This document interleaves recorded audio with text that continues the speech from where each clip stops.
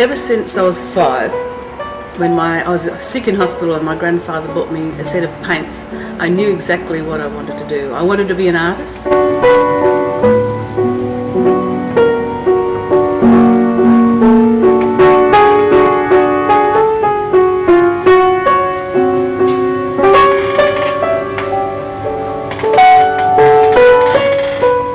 But the biggest disappointment was that I was told 2% of artists made a living out of their art. This is when I went back to art school as a mature student.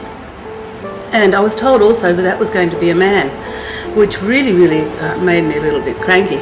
So I looked at other ways of how I could make my life happen, how I could become an artist, and how all my peers could also get an opportunity to exhibit. There was no artist-run spaces in the area. And luckily, a friend of mine said that their parents had a little space above a warehouse in Taylor Square, just near the National Art School. This was just an amazing thing because we had a fantastic warehouse just near two great art institutions.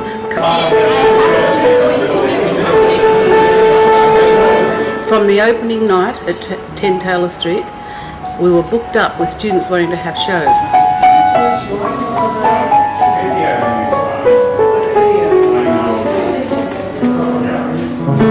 Welcome everybody, my name is Leslie Dimmick, I'm manager of Tap Gallery.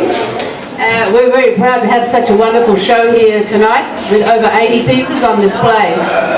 Highlighting Amnesty International's wonderful work, giving artists an opportunity to express their views about human rights and freedom. We've been having this exhibition and it's always wonderful to see, first the work that is coming here and that is being exhibited, but also to see all the people who come here in support of human rights as well as of the artists. And Amnesty International is calling for reinstating the Racial Discrimination Act and reinstating the Northern Territory anti-discrimination legislation that have been suspended.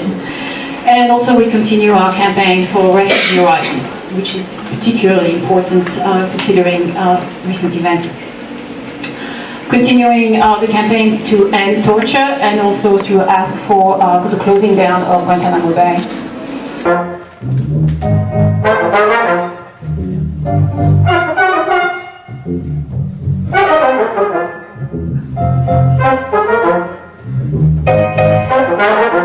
Many artists have multiple disciplines. They don't just do pictures to hang on walls. They often are a musician or an actor.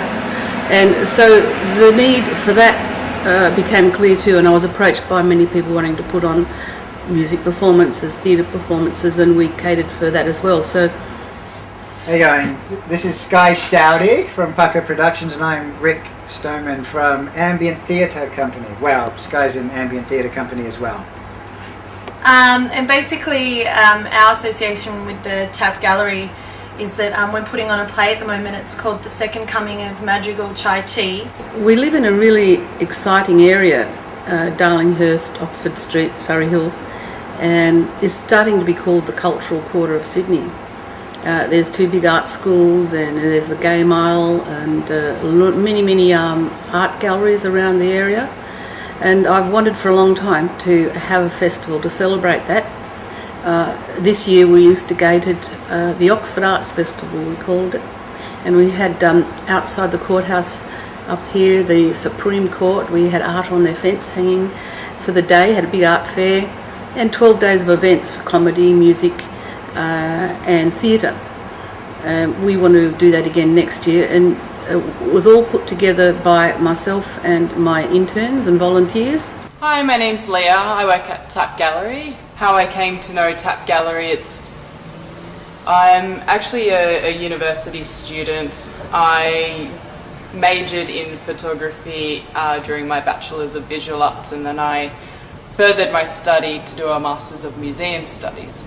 And part of that was to do professional experience. And I've always heard of Tap Gallery, but after looking around for an institution to do my professional experience, Tap Gallery was of main interest to me because it's an art gallery and because, you know, many artists kind of kickstart their career here. But one of the best memories I have of Tap Gallery is the 21st birthday party. Just such a good, fun, really good fun night. It's coming up now. He's just going to do a little talk about Tap Gallery. Probably should have done this a little bit before.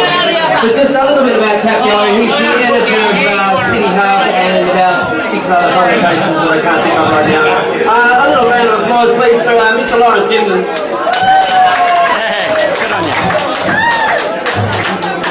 Okay, very seriously and very quickly. Very seriously and very quickly. Ready for this? We're here for a reason. And it's not just because Leslie throws the best underground parties the council can't shut down. That's right, it's because 21 years ago, this woman started one of the best independent art galleries, not only in Darlinghurst, not only in Sydney, but I'd have to say in the whole goddamn country.